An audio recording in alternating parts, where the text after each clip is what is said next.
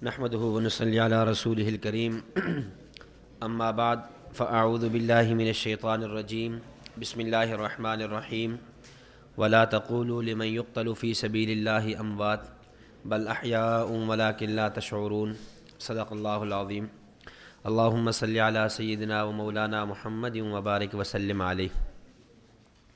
عقیدہ حیات النبی صلی اللہ علیہ وسلم کے حوالے سے یہ ہمارا دوسرا سبق اور دوسری نشست ہے۔ گزشتہ درس میں آپ حضرات کے سامنے انکار حیات کا مختصر سا تاریخی پس منظر اور اس کے بعد ہمارے اکابرین کی صلح کی کوششیں، حکیم الاسلام قاری محمد طیب قاسمی صاحب رحمۃ اللہ علیہ کی راولپنڈی میں آمد، اور پھر اس کے بعد حضرت نانوتوی رحمۃ اللہ علیہ کا جو فلسفہ ہے حیات کی، نبی اور امتی کی حیات کی موت کی کیفیت میں جو فرق ہے، یہ آپ حضرات کی خدمت میں پیش کیا تھا۔ کچھ تنقیح مزید سمجھیں، اس کے بعد پھر ہم اس عقیدے پر دلائل اور اس پر ہونے والے شبہات اور ان کے جوابات کو عرض کرتے ہیں۔ دیکھیں، ہمارے عقیدے میں نے کل بنیادی طور پہ یہ بات عرض کیا تھا کہ کئی اجزاء ہیں۔ پہلی جو بات ہے کہ انبیاء کرام علیہ الصلاۃ والتسلیمات کی وفات ایک قطعی امر ہے۔ نبی اکرم صلی اللہ علیہ وسلم ہوں یا دیگر انبیاء کرام علیہ الصلاۃ والتسلیمات ہوں، آپ کی وفات کا دنیا میں کوئی بھی منکر نہیں ہے۔ جب نبی کی وفات ایک قطعی امر ہے، اس کو فریقین مانتے ہیں، اب اس پر خام خواہ کے دلائل پیش کرنا اور گفتگو کو الجھا دینا، بحث کو خلط ملط کر دینا، یہ ایک ناانصافی اور بددیانتی کی بات ہے۔ جو ایک نقطہ نظر جو ہمارا ہے ہی نہیں یا جس کے ہم خلاف ہیں ہی نہیں، اب اس پر خام خواہ کی گفتگو کرنے کا کیا مطلب ہے؟ اس لیے انبیاء کرام علیہ الصلاۃ والتسلیمات کی وفات ایک قطعی امر ہے، اس پر گفتگو کی ضرورت ہی نہیں ہے۔ ہاں، اتنی بات ضرور ہے، یہ ہمارا سوال ان لوگوں سے ہے جو ہر جگہ قرآن کی رٹ لگاتے ہیں، اور جب بات آتی ہے تو کہتے ہیں کہ جی آپ انبیاء کرام علیہ الصلاۃ والتسلیمات کی حیات فی القبر کو قرآن سے ثابت کرو۔ انبیاء کرام علیہ السلام قبور میں زندہ ہیں، یہ کہاں ثابت کرو؟ قرآن سے ثابت کرو۔ یہ ان کا ایک مدعا اور ان کا ایک مطالبہ ہوتا ہے۔ ہمارا ان سے سوال یہ ہے کہ حیات بعد میں ہے، نبی کی موت پہلے ہے۔ حیات میں تو ہمارا اختلاف ہے، موت میں تو اختلاف نہیں ہے نا، موت تو اتفاقی ہے۔ تو پھر تم نبی کی موت قرآن سے ثابت کر دو۔ اگر تم نبی اکرم صلی اللہ علیہ وسلم کی موت قرآن سے ثابت کرو گے تو ہم نبی کی حیات فی القبر یہ بھی قرآن سے ثابت کر دیں گے۔ اگر تم نبی اکرم صلی اللہ علیہ وسلم کی موت احادیث مبارکہ سے ثابت کرو گے تو ہم حیات فی القبر وہ احادیث سے ثابت کر لیں گے۔ اگر تم نبوت کی موت پر اجماع پیش کرو گے تو ہم نبی اکرم صلی اللہ علیہ وسلم کی حیات فی القبر کو اجماع ثابت کر لیں گے۔ نبی اکرم صلی اللہ علیہ وسلم کی موت قرآن سے ثابت ہے، حالانکہ ایسا نہیں ہے۔ قرآن کریم میں جو ہے انک میت و انہم میتون، ایک ہے وعدہ موت، ایک ہے وقوع موت۔ اس آیت سے وعدہ موت ثابت ہو رہا ہے، وعدہ موت سمجھ آتا ہے، وقوع موت سمجھ نہیں آتا۔ اگر کوئی آدمی یہ آیت پڑھ کر نبی اکرم صلی اللہ علیہ وسلم کی موت کو ثابت کرنے کی کوشش کرے تو ٹھیک نہیں ہے۔ کیوں؟ اس لیے کہ اس آیت سے وعدہ موت، یا رسول اللہ انک میت، آپ پر موت آئے گی، یہ ثابت ہو رہا ہے۔ اس آیت کا یہ معنی نہیں ہے کہ نعوذ باللہ آپ دنیا سے وفات پا چکے ہیں۔ اس لیے کہ اگر اس آیت کا یہ معنی ہو کہ نبی اکرم صلی اللہ علیہ وسلم فوت ہو گئے ہیں تو پھر سوال یہ ہے، پھر یہ آیت اتری کس پر ہے؟ اگر اس آیت کا یہ معنی ہو کہ نبی اکرم صلی اللہ علیہ وسلم فوت ہو گئے تو قرآن تو کس کو کہتے ہیں؟ المنزل علی الرسول، المکتوب فی المصاحف، المنقول عنہ نقلا متواترا بلا شبہ۔ یہ المنزل علی الرسول تو نہ ہوا، رسول تو پھر دنیا سے جا چکے ہیں، پھر یہ آیت اتری کس پر ہے؟ اس کا مطلب یہ ہے کہ اس آیت سے وعدہ موت تو سمجھ آتا ہے، وقوع موت سمجھ نہیں آتا۔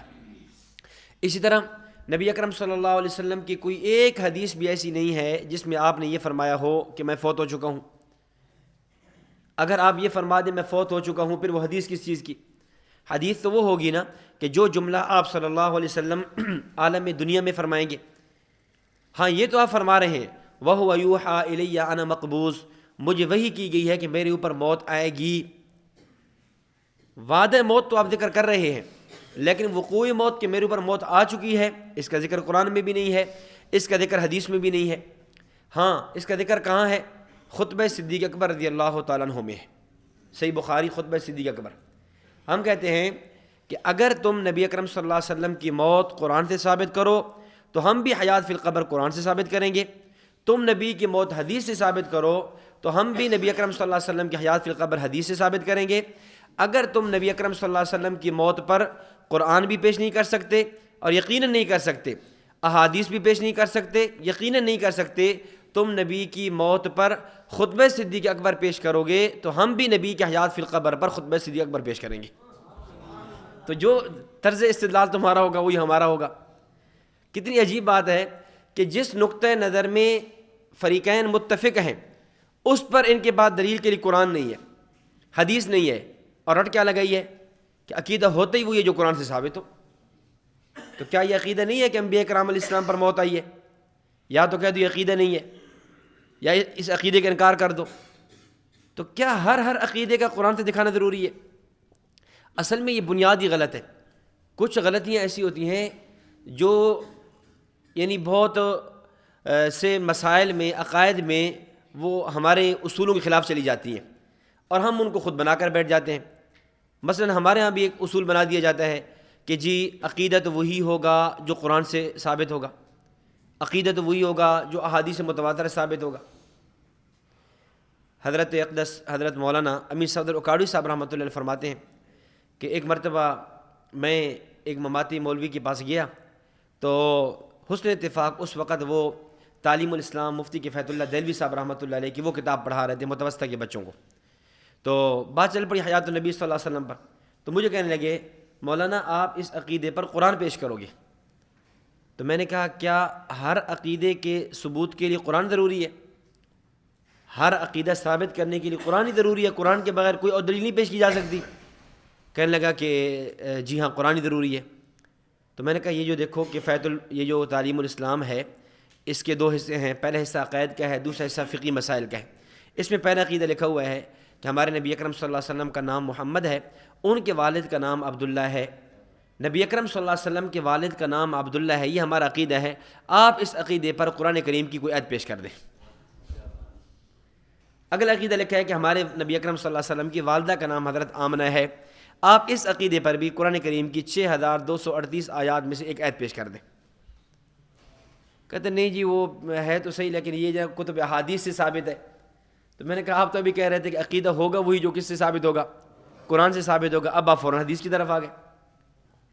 تو اصل میں لوگوں کی بنیاد ایک نہیں رہتی، کبھی قرآن کی طرف آ جائیں گے، کبھی حدیث کی طرف آ جائیں گے۔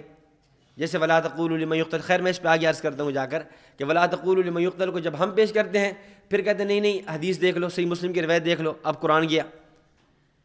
تو بھائی جو بنیاد تم نے بنائی ہے اس بنیاد پر پھر قائم رہو۔ تم نے بنیاد یہ رکھی کہ عقیدے کے ثبوت کے لیے قرآن ضروری ہے، پھر پہلا عقیدہ وفات کا ہے، وفات کے بعد حیات کا ہے، تو حیات بعد میں دکھائیں گے، پہلے وفات والا عقیدہ کو تم نے قرآن سے دکھانا ہوگا، پہلے وفات والا عقیدہ تم نے احادیث سے دکھانا ہوگا۔ جب وفات قرآن اور احادیث سے نہیں دکھا سکتے تو جب بات حیات کی آتی ہے ہم حیات النبی صلی اللہ علیہ وسلم فی القبر پر قرآن بھی پیش کریں گے، احادیث مبارکہ بھی پیش کریں گے، امت کے اجماع اور قیاس اور فریقین کی متفقہ تحریر، اکابر علماء دیوبند کی عبارات بھی پیش کریں گے۔ لیکن ایک اصولی بات کہہ رہے ہیں کہ جو بنیاد تم نے رکھی ہے ہم اس اصول کے تحت بات کر رہے ہیں کہ اگر ضروری ہے قرآن و حدیث دکھانا تو پھر موت نبوت پر بھی قرآن و حدیث ثابت کرو۔ تو یہ پہلی بات انبیاء کرام علیہ الصلوۃ والسلام کی وفات قطعی امر ہے۔ اس کے بعد جو دوسری چیز ہے، انبیاء کرام علیہ الصلوۃ والتسلیمات کی ارواح جہاں بھی ہوں روح مبارک کا جسم کے ساتھ کیا ہے؟ تعلق ہے، اور یہی ہمارا نقطہ اختلاف ہے۔ ہم کہتے ہیں کہ روح مبارک کا جسم کے ساتھ کیا ہے؟ تعلق ہے، اور یہ تعلق نبی کا اتنا قوی ہے، اتنا قوی ہے کہ روضہ مبارک پہ پڑھے جانے والا صلاۃ والسلام خود سنتے ہیں اور دور والا صلاۃ والسلام بدریہ ملائکہ آپ کی خدمت میں پہنچایا جاتا ہے۔ جبکہ ان کا نظریہ یہ ہے کہ نعوذ باللہ روح مبارک اس جسم سے نکلی اور جسم مثالی میں چلی گئی، اب جسم مثالی زندہ ہے، جہاں پر بھی لفظ حیات آتا ہے اس حیات کا معنی کیا ہے؟ جسم مثالی زندہ ہے، اس کا مطلب جسم عنصری زندہ نہیں ہے اور نہ ہی اس کو اس کے ساتھ کیا ہے؟ تعلق ہے۔ تو ہم اپنا عقیدہ جب لکھ کر دیں گے مناظرے میں یا مباحثے میں، ہم یوں لکھ کر دیں گے کہ حضور اقدس صلی اللہ علیہ وسلم وفات کے بعد کیا لکھیں گے؟ یہ وفات لکھیں گے تاکہ ہمارا وہ اشکال حل ہو جائے۔ وفات کے بعد اپنی قبر میں، قبر کے آگے لکھ دیں گے برزخ شریف بریکٹ میں، قبر شریف یعنی برزخ شریف میں بتعلق روح زندہ ہے۔ جب آپ تعلق کا لفظ بولیں گے تو اس کا فائدہ یہ ہوگا کہ حضرت نانوتوی رحمۃ اللہ علیہ کے قول میں اور دیگر اکابرین کے قول میں تطبیق ہو جائے گی، یعنی یہ تعلق روح ہے یا تلبس روح ہے، جو بھی ہے ان اقوال میں تطبیق پیدا کرنے کے لیے بتعلق روح کا لفظ لکھ لیں گے۔ اور اس کے بعد نبی اکرم صلی اللہ علیہ وسلم اپنے روضے پر پڑھے جانے والا صلاۃ والسلام خود سنتے ہیں، اور دور والا صلاۃ والسلام بذریعہ ملائکہ آپ کی خدمت میں پہنچایا جاتا ہے۔ اور آگے اس عقیدے کے منکر کا حکم بھی لکھ دیں کہ ہمارے نزدیک اس عقیدے کا منکر اہل سنت والجماعت سے خارج ہے۔ یہ ہم نے دعویٰ بناؤ، جواب دعویٰ بناؤ، آپ کی مرضی جو بھی ہے بن گیا۔ اب اس کے بعد ہمارا ان سے سوال ہوگا، آپ اپنا عقیدہ لکھ کر دیں۔ مماتی جب بھی عقیدہ لکھیں گے، مجمل لکھیں گے، مبہم لکھیں گے، اس کے اندر ایسی باتیں لکھیں گے کہ تاکہ وہاں پر یہ تعویل نہیں کر سکیں۔ مثلا وہ کہیں گے کہ ہمارا عقیدہ یہ ہے کہ نبی اکرم صلی اللہ علیہ وسلم وفات کے بعد برزخ شریف میں اعلیٰ، اقوا، اکمل، اتم، اطہر، عرفہ، پتہ نہیں لمبے اس میں تفضیل کی گردانوں کے لمبے صیغے پڑھنے کے بعد کہیں گے کہ برزخ میں زندہ ہے۔ آپ صلی اللہ علیہ وسلم وفات کے بعد برزخ میں اعلیٰ، عرفہ، اکمل یہ زندہ ہیں، بس یہ لکھیں گے۔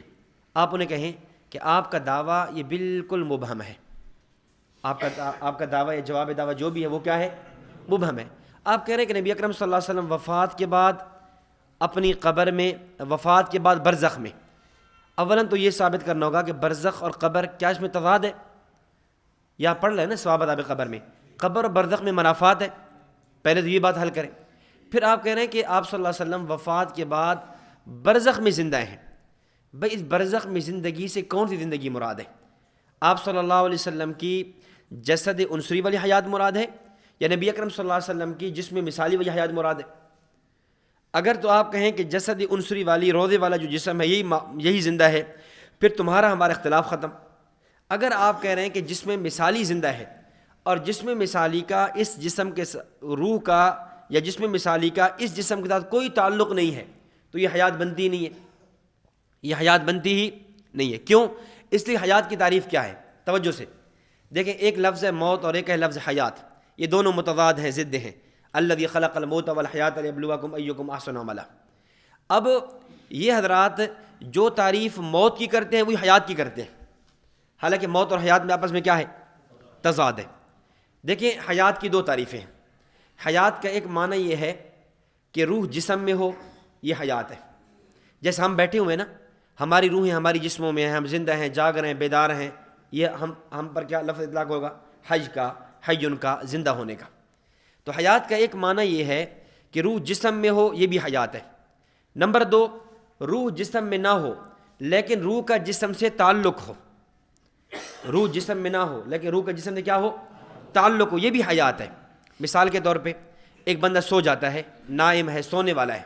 اب یہ سو گیا، قرآن سورۃ الزمر 24واں پارہ اللہ تعالیٰ فرماتے ہیں کہ سونے والے کی روح بھی نکل جاتی ہے۔ اب سونے والا اس کی روح نکل چکی ہے لیکن اس کے باوجود روح کا جسم سے کیا ہے؟ تعلق ہے۔ اب دنیا کا کوئی بندہ بھی سونے والے کو مردہ نہیں کہتا، نائم کو کوئی مردہ کہتے نہیں۔ اس کا مطلب یہ ہے کہ جب آپ نے نائم کو، سونے والے کو زندہ مانا ہے تو مطلب یہ نکلا روح جسم میں نہ ہو لیکن روح کا جسم سے تعلق ہو، یہ بھی حیات ہے۔ تو حیات کی دو تعریفیں، روح جسم میں ہو یہ بھی حیات ہے، روح جسم میں نہ ہو لیکن روح کا جسم سے تعلق ہو یہ بھی حیات ہے۔ اب دیکھیں، اب جب موت کی تعریف ہو کیا بنے گی؟ اب اس کے برعکس بن جائے گی، موت اس کو کہیں گے روح جسم میں بھی نہ ہو، روح کا جسم سے تعلق بھی نہ ہو، یہی موت ہوگی نا، روح جسم میں بھی نہ ہو اور روح کا جسم سے تعلق بھی نہ ہو، یہ موت ہے۔ کیف تکفرون باللہ وکنتم امواتا، کیسے تم اللہ کا انکار کرتے ہو جب تم مردہ تھے؟ اب یہاں لفظ بولے امواتا، اب اس موت سے مراد یہ وہ زندگی ہے ہمارے دنیا میں آنے سے پہلے کی زندگی کی بات ہو رہی ہے، جب ہماری روحیں تو موجود تھیں لیکن ان روحوں کا نہ جسموں سے تعلق تھا نہ روحیں جسموں میں تھی۔ کنتم امواتا، کہ کیسے تم اللہ کا انکار کرتے ہو حالانکہ تم کیا تھے؟ مردہ تھے۔ اب یہ بات ہو رہی ہے اس زندگی کی کہ جب انسان عالم ارواح میں تھا اور روح جسم میں بھی نہیں تھی، روح کا جسم سے تعلق بھی نہیں تھا۔ اس سے پتہ یہ چلا کہ لفظ موت کا معنی اور موت کی تعریف یہ بن جائے گی کہ روح جسم میں بھی نہ ہو اور روح کا جسم سے تعلق بھی نہ ہو۔ اب جب آپ حیات اور موت کی تعریف سمجھ گئے، اب آپ ان سے سوال کریں کہ تم کہتے ہو کہ ہم بھی نبی اکرم صلی اللہ علیہ وسلم کی حیات کو مانتے ہیں، وہ بھی یہ کہتے ہیں نا، حیات النبی کا دعویٰ تو ان کا بھی ہے، یہ دھوکہ تو حیات النبی کے لفظ سے وہ بھی دیتے ہیں۔ اب بندوالی صاحب نے کتاب لکھی ہے عقیدہ حیات النبی اور علماء دیوبند، تو کہتے ہیں حیات النبی کو تو ہم بھی مان رہے ہیں۔ اب سوال یہ ہے کہ جب تم نے نبی اکرم صلی اللہ علیہ وسلم کی حیات کو مانا ہے تو کس معنی میں مانا ہے؟ حیات کی دو ہی تعریفیں تھیں، یا تو تم نبی کی روح کو جسم میں مانتے، وہ حیات نہیں ہے، یا روح کا جسم سے تعلق مانتے، تم نے نبی کی روح مبارک کو جسم میں بھی نہیں مانا، نبوت کی روح مبارک کا جسم سے تعلق بھی نہیں مانا۔ جب روح جسم میں بھی نہیں، روح کا جسم سے تعلق بھی نہیں، تو پھر حیات کیسے؟ دو ہی بات ہے نا، یا روح جسم میں ہو وہ بھی نہیں مانتے مرنے کے بعد، یا روح کا جسم سے تعلق ہو وہ بھی نہیں مانتے، پھر حیات کس معنی میں؟ پھر تو تمہارے ہاں موت اور حیات کی تعریف ایک ہی ہو گئی۔ تمہارے ہاں بھی اور ہمارے ہاں موت کی تعریف کیا ہے؟ روح جسم میں بھی نہ ہو، روح کا جسم سے تعلق بھی نہ ہو، یہی موت ہے۔ اور ہم پوچھتے ہیں مرنے کے بعد نبی اکرم صلی اللہ علیہ وسلم کی وفات کے بعد جو تم نے حیات مانی ہے کیسے مانی ہے؟ کہتے ہیں ہم نے حیات یوں مانی ہے، روح نکل گئی جس میں مثالی میں چلی گئی، اس روح کا جس میں عنصری کے ساتھ، جس میں حصی کے ساتھ کوئی تعلق نہیں ہے۔ ہم کہتے ہیں عجیب بات ہے، یہی موت ہے، یہی حیات ہے۔ یہی تعریف موت کی ہے کہ موت کا معنی کیا ہے؟ روح جسم سے نکل جائے، روح کا جسم سے کسی قسم کا تعلق نہ ہو۔ اور حیات کی تعریف بھی تم نے یہی کر لی کہ روح، نبی کی روح جسم سے نکل گئی، جہاں بھی ہے اس روح کا جسم کے ساتھ کوئی تعلق نہیں ہے، یہی موت، یہی حیات۔ حالانکہ موت اور حیات کیا تھیں؟ ضدیں تھیں۔ تمہارے ہاں جو تعریف موت کی ہے وہی تعریف حیات کی ہے۔ آج تک کوئی مماتی یہ عقدہ اور یہ الجھن سمجھا نہیں سکتا کہ عجیب بات ہے، ادھر کہتے ہو ہم حیات کو مانتے ہیں، جو تعریف تم موت کی کرتے ہو وہی تعریف کہاں کس کی کر رہے ہو؟ حیات کر رہے ہو، پھر یہ حیات کیسے؟ اور ہمارے لیے بات سمجھانا آسان ہے، ہم نے کہا کہ ہم نبی کی موت کو بھی مانتے ہیں، نبی کی حیات کو بھی مانتے ہیں۔ حیات کیسے؟ روح مبارک جہاں بھی ہو، روح کا جسم کے ساتھ کیا ہے؟ تعلق ہے۔ اور حیات کی جو دوسری تعریف ہے، پہلی تعریف کہ روح جسم میں ہو، اور دوسری روح جسم میں نہ ہو لیکن روح کا جسم سے تعلق ہو، تو ہم اس کو مان رہے ہیں، لہذا حیات بھی ثابت ہو گئی اور نبی اکرم صلی اللہ علیہ وسلم کی موت بھی ثابت ہو گئی۔ تو یہ اصل جو ہمارا بنیادی نقطہ نظر ہے، اختلاف ہے، وہ یہ ہے۔ یہ جو کہتے ہیں نا کہ جی یہ تو کیفیت ہے، کیفیت میں پڑھنے کی ضرورت نہیں، کیفیات کے اختلاف میں بحث مباحثوں کی ضرورت نہیں ہوتی، مناظروں کی گفتگو کی ضرورت نہیں ہوتی۔ بھائی وہ جو کیفیت کے اختلاف ہے وہ صرف اتنا ہے کہ روح اور جسم کے تعلق کی کیفیت کیا ہے، وہ یہ نہیں ہے کہ روح اور جسم کے تعلق کا انکار کر دو۔ تم نے روح، اور ہم بھی کہتے ہیں روح اور جسم کا تعلق کیسے ہے، کس کیفیت کے ساتھ ہے، اس میں ہم بھی نہیں پڑھتے۔ قرآن نے بھی کہا وَلَٰكِن لَا تَشْعُرُونَ، تمہیں شعور نہیں ہے، لیکن تم نے تو روح اور جسم میں جو تعلق ہے تم نے اس کا ہی انکار کر دیا۔ تم نے روح اور جسم کے درمیان تعلق بھی نہیں مانا، تو تم نے کیفیت کا اختلاف نہیں کیا، تم نے نفس مسئلہ کا اختلاف کیا۔ نفس مسئلہ کا اختلاف اور ہوتا ہے، کیفیت کا اختلاف اور ہوتا ہے۔ کیفیت کے اختلافات پر باس مباحثے مناظرے نہیں ہوا کرتے، لیکن ایک بندہ نفس مسئلے کا انکار کر دے، اب ظاہر ہے اس سے تو پھر گفتگو ہوگی۔ اور پھر دھوکہ یہ ہوتا ہے کہ ہم حیات کو مانتے ہیں، پھر حیات کو پھر کیسے مانتے ہیں آپ؟ اتنی بات سمجھ آ گئی؟ یہاں ایک بات اور بھی سمجھیں، یہ جو ہم حیات النبی صلی اللہ علیہ وسلم کا لفظ بولتے ہیں اور نبی اکرم صلی اللہ علیہ وسلم کی اس حیات پر ہم کئی الفاظ بولتے ہیں، اس حیات کو حیات حسی بھی کہہ دیتے ہیں، اس حیات کو حیات برزخی بھی کہتے ہیں، اس حیات کو حیات روحانی بھی کہتے ہیں، اس حیات کو حیات مانوی بھی کہتے ہیں، اس حیات کو حیات خفی بھی کہتے ہیں۔ اب یہ جو کئی الفاظ ہیں، یہ کئی تعبیرات ہیں، یہ صرف تعبیراتی فرق ہے، ان میں سے کوئی ایک تعبیر بھی اختیار کرنے میں نفس مسئلہ میں فرق نہیں آتا۔ آج سٹیجوں پر بات یہ بتائی جاتی ہے کہ دیوبندیوں کا عقیدہ ایک نہیں ہے، ایک مولوی لکھتا ہے کہ میں نبی کی روحانی حیات کو مانتا ہوں، ایک لکھتا ہے کہ میں نبی کی برزخی حیات کو مانتا ہوں، ایک لکھتا ہے کہ میں حسی حیات کو مانتا ہوں، ایک لکھتا ہے میں مانوی کو مانتا ہوں، تو ان کا عقیدہ بھی ایک نہیں ہے۔ یہ محض دھوکہ ہے، یہ جھوٹ ہے، یہ تلبیس ہے، اس کی حقیقت نہیں ہے۔ کیوں؟ اس لیے حیات ایک ہی ہے، اس کے کئی نام ہیں۔ مثلا جب ہم نے کہا کہ نبی اکرم صلی اللہ علیہ وسلم کی حیات دنیوی ہے. حیات دنیوی کا لفظ بھی ہم بولتے ہیں. حیات دنیوی کا معنی یہ معنی ہرگز نہیں کہ نبی اکرم صلی اللہ علیہ وسلم ایسے زندہ جیسا کہ دنیا میں تھے. یہ معنی ہرگز نہیں ہے. حیات دنیوی کا معنی یہ ہے کہ جو دنیا والا جسم زندہ تھا روضے میں یہی جسم زندہ ہے جس میں مثالی کی حیات کی ہم بات نہیں کر رہے. اب کیا کہتے ہیں کہ جی دیوبندی تو حیات دنیوی مانتے ہیں. تو جب حیات دنیوی ہے پھر نبی اکرم صلی اللہ علیہ وسلم قبر سے باہر کیوں نہیں آتے؟ نماز پڑھنے کے لیے کیوں نہیں آتے؟ پھر آگے خلافت کیوں چلی ہے؟ جمل اور صفین میں مشاجرات میں آپ نے صحابہ کے فیصلے کیوں نہیں کیے؟ ہم کہتے ہیں آپ تعبیر یہ لفظ جو ہے لفظ ہمارا ہے تو اس لفظ کا مفہوم بھی ہم سے پوچھو. ہم نے کہا حیات دنیوی ہے. دنیوی کا یہ معنی ہرگز نہیں ہے کہ نبی اکرم صلی اللہ علیہ وسلم ایسے زندہ جیسے کہ دنیا میں زندہ. نہ، دنیوی کا معنی یہ ہے کہ دنیا والا جسم زندہ ہے جس میں مثالی زندہ نہیں ہے. جب ہم کہتے ہیں حیات حسی ہے، حسی کا معنی یہ ہے کہ یہی جسم جو روضے میں محفوظ ہے یہی جسم حیات کو محسوس کرتا ہے. حسی کا یہ معنی ہے. جب ہم کہتے ہیں حیات برزخی ہے تو برزخی کا معنی یہ ہے کہ یہ حیات پردے میں ہے. یہ تو تم بھی مانتے ہو. برزخی کا معنی پردے میں. فرق اتنا ہے کہ ہم کہتے ہیں کہ اسی قبر میں اسی روضہ اطہر میں نبی اکرم صلی اللہ علیہ وسلم جو حیات ہیں تو آپ صلی اللہ علیہ وسلم کی حیات کیا ہے؟ پردے میں ہے، برزخ میں ہے. اور تم کہتے ہو نہیں یہ جسم عنصری نہیں، جس میں مثالی زندہ ہے، روح زندہ ہے، اور روح کی زندگی اور روح کی حیات وہ پردے میں ہے. اور جب ہم کہتے ہیں کہ حیات روحانی ہے تو روحانی کا معنی یہ ہوتا ہے کہ ایک ہوتا ہے جسم، ایک ہوتی ہے روح. دنیا میں احوال اصالتاً جسم پر آتے ہیں اور جسم کے واسطے روح محسوس کرتی ہے. مثال کے طور پہ ہمارے ہاں دنیا میں بھی چلتا ہے ایک شربت ہوتا ہے اس کا نام ہوتا ہے روح افزا. حالانکہ وہ شربت روح نہیں پیتی، کون پیتا ہے؟ جسم پیتا ہے. لیکن لکھا ہوا کیا ہوتا ہے؟ روح افزا، کہ جسم کے واسطے سے روح کو بھی کیا ہوئی ہے؟ فرحت ہوئی ہے، روح کے اندر بھی انبساط آیا ہے. ایسے ایک استاد طالب علم کو مارتا ہے، مارنے کے بعد پوچھتا ہے اب تے روح خوش ہوئی، اب تے روح کو مزہ آیا؟ حالانکہ وہ مار روح کو نہیں پڑی، مار جسم کو پڑی ہے. لیکن جسم کے واسطے سے چونکہ روح نے محسوس کیا ہے اس لیے جسم میں بھی دنیا میں حیات ہوتی جسم کی ہے، لیکن جسم کے واسطے سے چونکہ روح محسوس کرتی ہے تو کبھی جسم پر اطلاق کر دیا جاتا ہے اور کبھی روح پر اطلاق کر دیا جاتا ہے. لیکن یہی انسان جب قبر میں جاتا ہے تو وہاں پر جسم نہیں روح غالب ہوتی ہے. دنیا میں جسم غالب ہے، روح مغلوب ہے. عالم آخرت، عالم برزخ میں، عالم قبر میں روح غالب ہے، جسم مغلوب ہے. غلبہ کس کا ہوتا ہے؟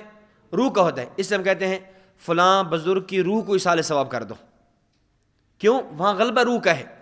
تو جس طرح دنیا میں لفظ جسم کا بولتے ہیں، لفظ روح کا بولتے ہیں لیکن وہ جسم کے واسطے سے ہوتا ہے، اس طرح آخرت کے حوال میں لفظ روح کا بولتے ہیں لیکن روح بواسطہ جسم ہوتا ہے. تو جب ہم حیات روحانی کہتے ہیں، حیات روحانی کا یہ معنی ہرگز نہیں ہوتا کہ نبی اکرم صلی اللہ علیہ وسلم کی صرف روح زندہ ہے، جسم زندہ نہیں ہے. بلکہ روحانی کا معنی یہ ہے کہ وہاں روح کا جسم پر غلبہ ہے تو غلبے کو دے کر تغلیباً روح کی طرف نسبت کر دی جاتی ہے. اس لیے یہ جو جتنے بھی الفاظ ہیں، برزخی کہہ دو، روحانی کہہ دو، حسی کہہ دو، دنیوی کہہ دو، مانوی کہہ دو، خفی کہہ دو، کوئی ایک لفظ بھی دوسرے کے خلاف ہو نہیں ہے. دونوں الفاظ ایک ہی ہیں، بس تعبیرات کا فرق ہے. نفس مسئلہ ایک ہی ہے کہ نبی اکرم صلی اللہ علیہ وسلم کی روح مبارک کا جسم مبارک کے ساتھ کیا ہے؟ تعلق ہے. اور تمہارا نظریہ یہ ہے کہ روح مبارک کا جسم کے ساتھ کوئی تعلق نہیں ہے، روضے پہ پڑھے جانے والے صلاۃ والسلام سنتے نہیں ہیں، دور والے صلاۃ والسلام بدریہ ملائکہ پہنچایا نہیں جاتا. یہاں دیکھیں جب نبی اکرم صلی اللہ علیہ وسلم یہ آپ نے نفس عقیدہ سمجھ لیا، اب اس کے بعد ہماری ذمہ داری ہوگی کہ ہم ایسی دلیل پیش کریں جس دلیل میں کیا ہو؟ روح کا جسم سے تعلق ثابت ہو. اور ان کے ذمہ ایسی دلیل ہوگی کہ جس کے اندر یہ ہو کہ روح جسم مثالی میں ہو یا روح کی جسم عنصری کے ساتھ تعلق کی نفی ہو. اب اصل نقطہ اختلاف یہ ہوگا، انبیاء کرام علیہ السلام پر موت آئی ہے، آیات موت پڑھنا یہ بے محل ہے. انبیاء کے اجساد محفوظ ہیں، یہ پڑھنا بے محل ہے. ارواح اعلی علیین میں ہیں، ارواح کہاں ہیں، یہ پڑھنا بے محل ہے. اصل جو نقطہ اختلاف ہے وہ یہی بات رہ جائے گی کہ تمہارے ذمہ ایسی دلیل ہوگی کہ تم یہ ثابت کرو قرآن و حدیث یا اقوال سلف صالحین کے اقوال سے کہ روح جسم مثالی میں ہے اور جسم مثالی زندہ ہے. اور ہمارے ذمہ یہ دلیل ہوگی کہ روح کا جسم عنصری کے ساتھ تعلق ہے. جب یہ بنیاد آپ سمجھ لیں گے، اب اس کے بعد آپ وہ جو بھی دلیل پیش کریں گے اس دلیل کا توڑ پیش کرنا، اس دلیل کا جواب دینا آپ کے لیے آسان ہو جائے گا۔ اب اس کے بعد ہم آتے ہیں دلیل کی طرف۔ ہمارے اس عقیدے پر، ہمارے اس نظریے پر، اہل سنت والجماعت کے اس نظریے پر کئی دلائل ہیں، اور اصولی طور پہ جتنے دلائل ہونے چاہیے وہ سارے کے سارے موجود ہیں۔ دلیل میں پہلی چیز کیا ہے؟ بنیاد کیا ہے؟ قرآن کریم۔ ہمارے پاس اس عقیدے پر قرآن بھی ہے۔ نمبر 2 احادیث مبارکہ، نبوت کا فرمان، ہمارے پاس اس عقیدے پر نبوت کا فرمان بھی ہے۔ نمبر 3 اجماع، ہمارے پاس اس عقیدے پر امت کا اجماع بھی ہے۔ اور نمبر 4 قیاس اور عقل، اور ہمارے پاس اس عقیدے پر قیاس بھی ہے۔ اور نمبر 5 اکابر علماء دیوبند، یعنی فریقین کی جو متفقہ نسبت ہے، تم بھی اپنے آپ کو دیوبندی کہلاتے ہو، ہم بھی اپنے آپ کو دیوبندی کہلاتے ہیں، تو علماء دیوبند سے ہی ثابت کر لیتے ہیں کہ اس عقیدے پر دلائل ہیں یا نہیں، وہ بھی ہمارے پاس موجود ہیں۔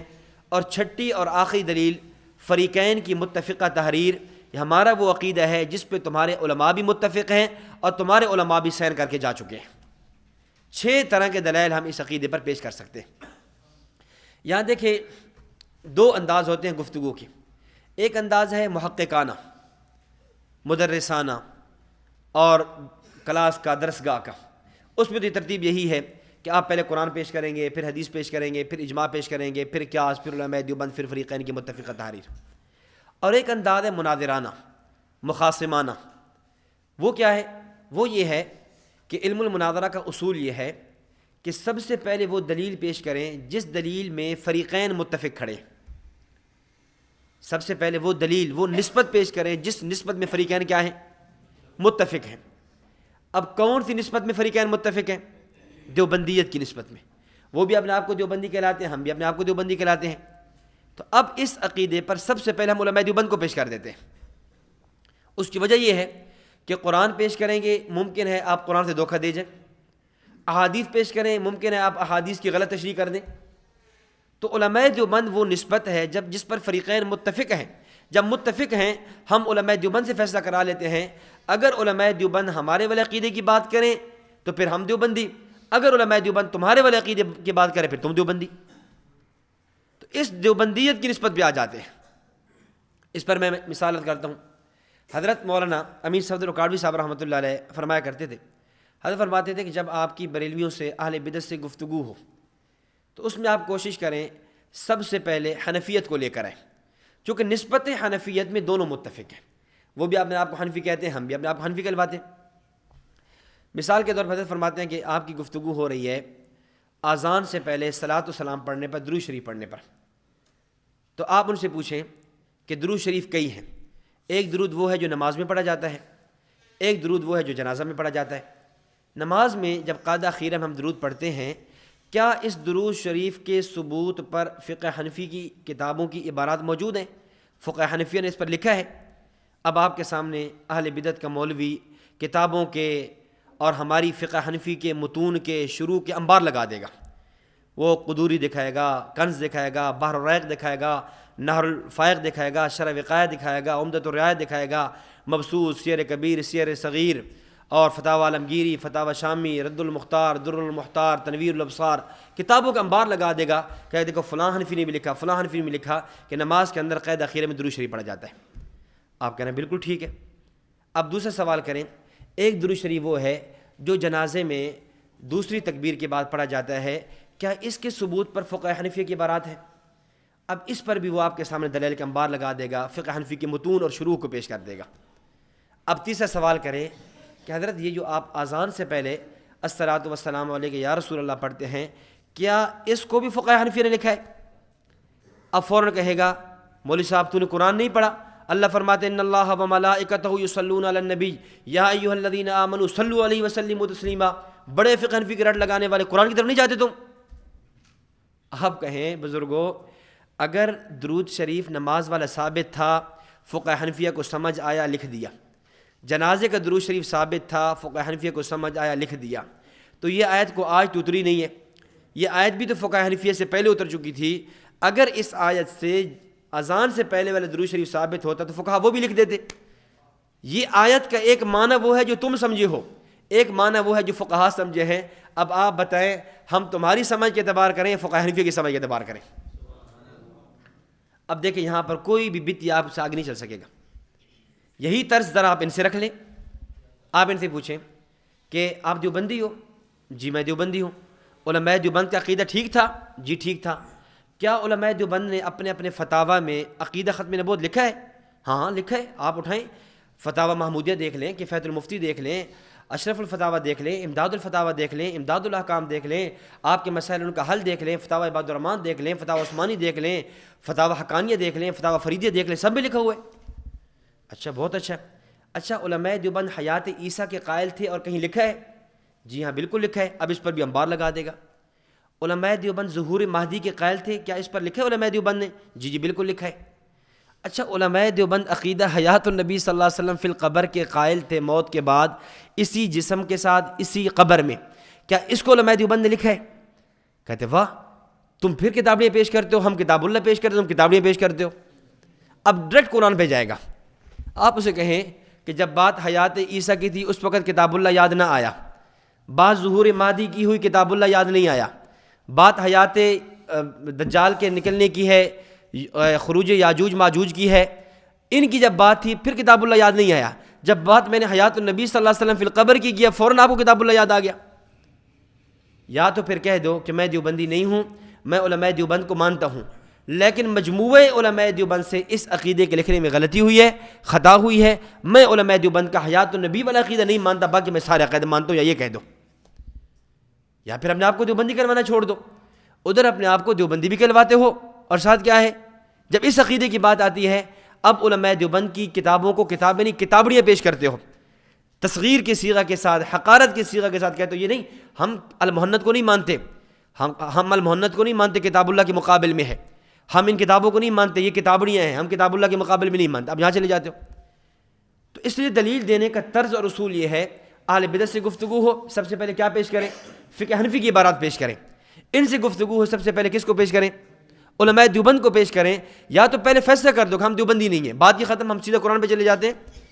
پھر بھی قرآن پہ نہیں جانا، پہلے اجماع پہ جائیں، پھر احادیث پہ جائیں، پھر قرآن پہ جائیں. میں نے پہلے بھی یہ بات عرض کی تھی کہ قرآن کریم کے اجمال اور ابہام سے دھوکہ دیا جا سکتا ہے، احادیث کی تشریح اور تفصیل اور امت کے اجماع سے دھوکہ نہیں دیا جا سکتا. اس لیے جتنا کتنا دلیل میں آپ قرآن کے بجائے احادیث اور اجماع کو پیش کریں گے وہ آسان ہوگا. اور ظاہر ہے احادیث قرآن کی شرح میں ہے، اجماع امت جو ہے نا وہ قرآن کی بنیاد پر ہوا ہے، وہ قرآن سے ہٹ کر تو نہیں ہوا، اس لیے پہلے ان کو پیش کریں. اسی طرح فریقین کی متفقہ تحریرات پیش کر دیں. اگر یہ عقیدہ کفریہ شرکیہ ہے، یہ اسلام کا عقیدہ نہیں ہے، تو پھر مولانا غلام اللہ خان صاحب اور مولانا نور محمد صاحب پر بھی فتویٰ لگاؤ، جو فتویٰ ان پہ لگے گا وہی فتویٰ ہم پہ لگے گا. تو سمجھ گئے اتنی بات یہاں تک؟ اب دیکھیں دلائل کی ترتیب دیکھ لیں. پہلے دلیل ہم دیتے ہیں قرآن کریم سے. قرآن کریم میں اللہ تعالیٰ فرماتے ہیں وَلَا تَقُولُوا لِمَنْ يُقْتَلُ فِي سَبِيلِ اللَّهِ أَمْوَاتٌ بَلْ أَحْيَاءٌ وَلَٰكِن لَا تَشْعُرُونَ. یہاں اللہ رب العزت نے تین باتیں فرمائی ہیں. وَلَا تَقُولُوا لِمَنْ يُقْتَلْ فِي سَبِيلِ اللَّهِ أَمْوَاتٌ، کہ جو لوگ اللہ کے راستے میں شہید ہو جائیں ان کو مردہ نہیں کہنا.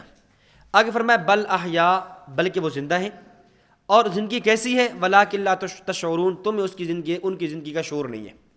یہاں قرآن نے تین باتیں سمجھائی ہیں. نمبر ایک، شہید کو مردہ نہیں کہنا. نمبر دو، شہید زندہ ہے. نمبر تین، شہید کی زندگی ہے کیسے، اس کی کیفیت کیا ہے، اس کیفیت کا تمہیں شعور نہیں ہے. اب قرآن کریم نے تین باتیں بتائیں، مماتی ان تینوں کی مخالفت کرتا ہے. قرآن نے کہا اس کو مردہ نہیں کہنا، یہ کہتے ہیں مردے ہیں مردے ہیں. قرآن کہتا ہے بل احیا، بلکہ وہ زندہ ہیں، کہتے ہم زندہ نہیں مانتے. قرآن کہہ رہے وَلَٰكِن لَا تَشْعُرُونَ، تمہیں شعور نہیں ہے. یہ کہتے ہیں زندہ ہے تو پھر زندگی دکھاؤ، نبض حرکت کیوں نہیں کرتی، سانسیں کیوں نہیں چلتی، میدان جہاد میں لڑتا کیوں نہیں ہے، اٹھ کر باہر نماز پڑھنے کیوں نہیں آتا. قرآن کہتے ہیں وَلَٰكِن لَا تَشْعُرُونَ، تمہیں شعور نہیں ہے. اور یہ کہتے کیا ہے؟ نہیں ہمیں شعور ہے، ہمیں دکھاؤ. نام کس کا ہے؟ ہم بڑے دور تفسیر پڑھاتے ہیں، ہمارا بڑا قرآن پڑھایا جاتا ہے، ہمارا درس قرآن ہوتا ہے، اور قرآن کریم نے جن جن چیزوں کو حکم دیا بعین انہی کی مخالفت کرتے نظر آتے ہیں. اب اس آیت سے شہداء کی حیات ثابت ہوئی عبارت النص کے طور پر. تو جب شہید کی حیات اس آیت سے ثابت ہے تو انبیاء کرام علیہ الصلاۃ والتسلیمات کی حیات بھی اس آیت سے بطور دلالت النص سے ثابت ہوگی. اور اس کو سمجھانے کے لیے، عوام میں سمجھانے کے لیے یوں کہہ دیں کہ قرآن کریم کا اور احادیث مبارکہ کا اسلوب یہ ہے کہ اللہ تعالیٰ چھوٹی چیز ذکر کرتے ہیں، بڑی چیز خود بخود سمجھ آ جاتی ہے. فرمایا وَلَا تَقُل لَّهُمَا اف، والدین کو اف تک نہیں کہنا. اب اف سے منع کیا، اب والدین کو مارنا نہیں ہے، گالی نہیں دینی، دھکے نہیں دینے، گھر سے نکالنا نہیں ہے، یہ بات خود بخود سمجھ آ گئی۔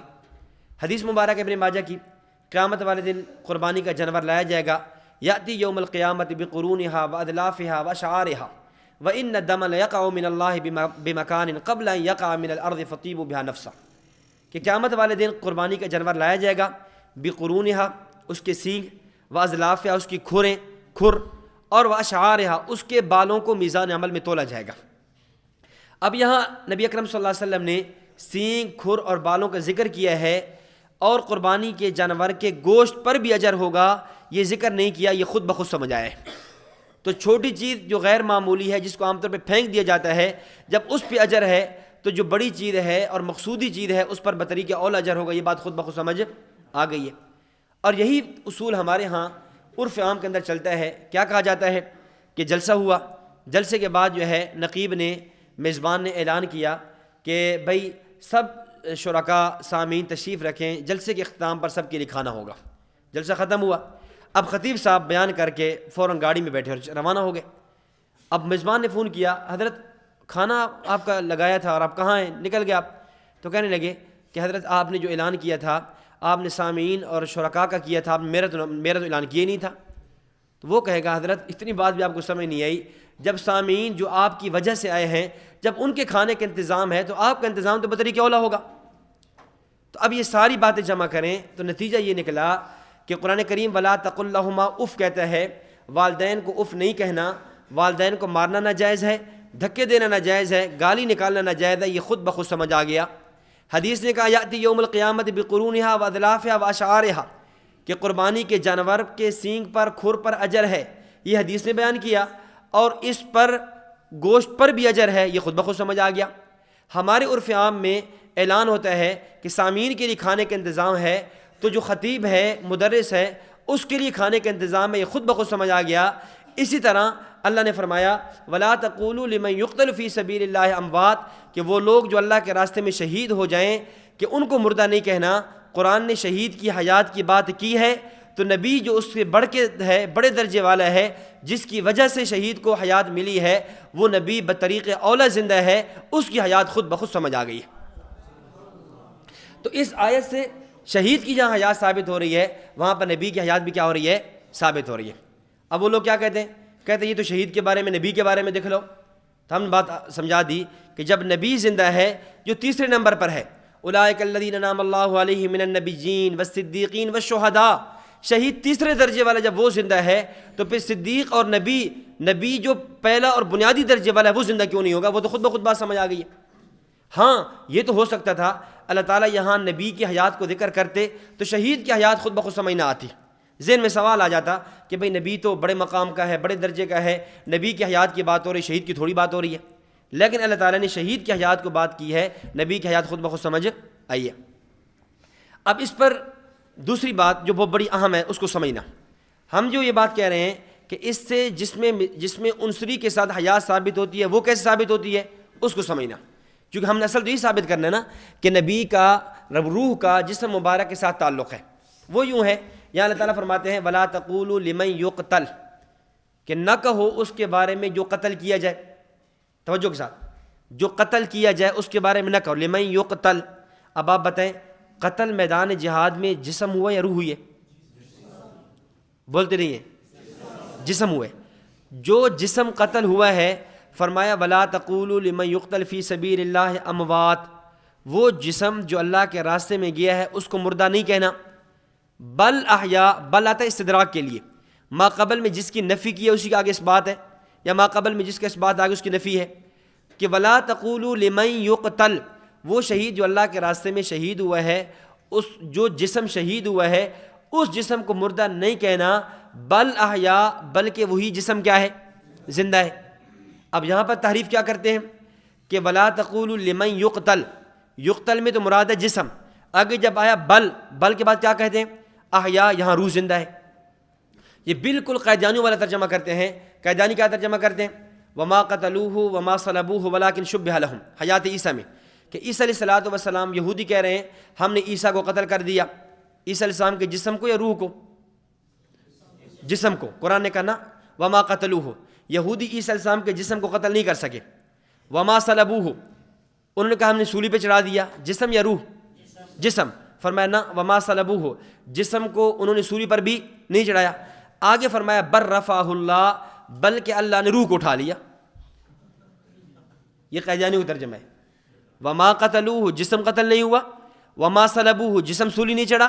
بر رفعہ اللہ، بلکہ اللہ نے روح کو اٹھا لیا. ہم نے کہا جو تحریف قیدیانیوں نے کی وہی تحریف تم نے بھی کی کہ ولا تقولوا لمن یقتل، جو جسم قتل نہیں ہوا فی سبیل اللہ، اللہ کے راستے میں جسم گیا تھا، جو جسم اللہ کے راستے میں قتل ہوا تھا اس کو مردہ نہیں کہنا. بل احیا، بلکہ روح زندہ ہے. بلکہ کیا ہے؟ یہ تو بالکل ایسے ہی ہے کہ اگر بل احیا سے صرف یہاں روحانی حیاتی مقصود تھی، یہاں روحانی حیاتی بتلانا مقصود تھا کہ انبیاء کے یا شہداء کے روحیں زندہ ہیں، تو پھر اس کے بتانے کا، بیان فرمانے کا فائدہ کیا؟ کیوں؟ روح تو انسان کے جسم کے دنیا میں آنے سے پہلے ہی زندہ ہے. بھئی روح تو ہماری عالم ارواح سے زندہ نہیں آ رہی، پھر بل احیا کہنے کا کیا مطلب؟ اگر صرف روح کی حیاتی بتلانا مقصود ہوتی، روح تو 1400 ہزاروں سال پہلے سے زندہ آ رہی ہے، پھر بل احیا کا کیا معنی؟ اور پھر روح کو زندہ کہنا یہ ایسے ہی ہے جیسا ہمارے اردو محاورے کے اندر کوئی یہ جملہ کہے کہ یہ برف ٹھنڈی ہے. یہ جملہ ٹھیک ہے؟ اردو محاورے کے غلط ہے، مطابق غلط ہے. کوئی آدمی کہے کہ یہ دودھ سفید ہے، غلط ہے. کوئی آدمی کہے یہ شہد میٹھا ہے، غلط. کہے یہ روح زندہ ہے. بھئی روح پر تو موت آتی ہی نہیں ہے نا، پھر روح کو زندہ کہنے کا کیا مطلب؟ اس کا مطلب یہ ہے بل احیا سے قرآن اس کے حیات کی بات کر رہا ہے جو محل موت ہے. اور محل موت کیا ہے؟ وہ جسم ہے. بل احیا سے پتہ چلا یہاں بات روح کی نہیں ہے بلکہ جسم کی ہے. اور جسم کی حیات کیسے ہوگی؟ روح اور جسم کے تعلق کے ساتھ ہوگی. اچھا، اب اس پر ان کی طرف سے اور ان کو جواب، سوال بنتا نہیں ہے تو کیا کہتے ہیں؟ کہتے ہیں کہ جی اگر تعلق ہے تو پھر تعلق کا لفظ دکھا دو کہیں سے. تعلق کا کیا ہے؟ جب آپ یہ تشریح پیش کریں گے نا، اب کیا کہیں گے؟ تعلق کا لفظ دکھا دو. ہم کہتے ہیں تعلق کا لفظ یہ تو ایسے ہی ہے جیسا کہ عیسائی سوال کریں کہ بر رفعہ اللہ میں جسم کا لفظ دکھا لو کہ اللہ نے جسم کو اٹھا لیا، تو آپ کیا کہو گے؟ بھئی یہ بات خود بخود سیاق و سباق سے سمجھ آ رہی ہے کہ جب بات جسم کی چل رہی ہے تو بر رفعہ اللہ میں جسم ہی مراد ہوگا، روح مراد نہیں ہوگی. اس طرح جب بات یہاں جسم کی چل رہی ہے تو یہاں بل احیا میں جسم ہی مراد ہوگا، روح مراد نہیں ہوگی. یعنی روح اور جسم کے تعلق کے ساتھ حیات ہوگی. چلیے آپ کہتے ہیں کہ تعلق کا لفظ دکھا دو، چل ہم وہ بھی دکھا دیتے ہیں. تعلق اگر آپ کے شوق ہے کہ اسلاف کی کتابوں میں لفظ تعلق دکھا دو تو پھر علامہ ابن قیم رحمۃ اللہ علیہ المتوفیٰ 728 ہجری، آج سے 700 سال پہلے کے بزرگ ہیں، انہوں نے کتاب لکھی ہے زاد المعاد فی ہدی خیر العباد. اس کے اندر انہوں نے یہ لفظ لکھا ہے اور وہ عبارت یہاں فائل میں موجود نہیں ہے، آپ اس کو لکھنا چاہیں تو لکھ لیں گے. فرماتے ہیں بعد وفاتہ استقرت فی الرفیق الاعلی مع ارواح الانبیاء ما هذا فلها اشراف علی البدن و اشراق و تعلق به.